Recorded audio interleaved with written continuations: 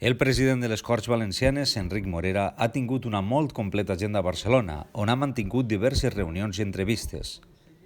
La primera trobada tingué lloc en la nit del dimarts 13 de desembre, a un sopar col·loqui organitzat per la Fundació Barcelona i en el qual els participants preguntaren per l'actualitat social, econòmica i política del poble valencià. A l'endemà, el president començà el dia amb una entrevista al programa Els Matins de TV3 i al migdia visità la presidenta del Parlament de Catalunya, Carme Forcadell, per a convidar-la a l'assemblea de la Conferència de Presidències de Parlaments Autonòmics, que se celebrarà a la ciutat de València al mes de gener. Molt bé, doncs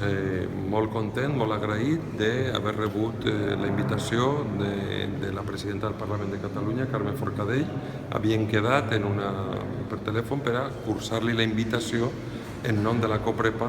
de la Conferència de Presidents i Presidentes de Parlaments Autonòmics, per a que assistira a la pròxima reunió que tindrà lloc a València, el dia 13 de gener.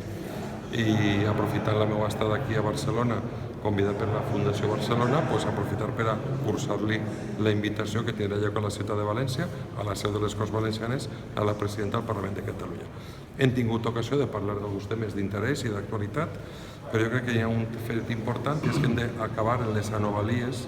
que els parlaments tant de Catalunya o de les Corts Valencianes no havien tingut mai una relació, una presència institucional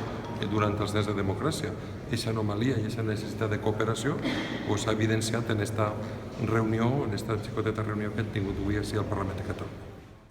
L'agenda del president Morera finalitzà amb un dinar de treball amb directius i periodistes de diferents mitjans de comunicació catalans per a continuar explicant la realitat social, política i econòmica valenciana.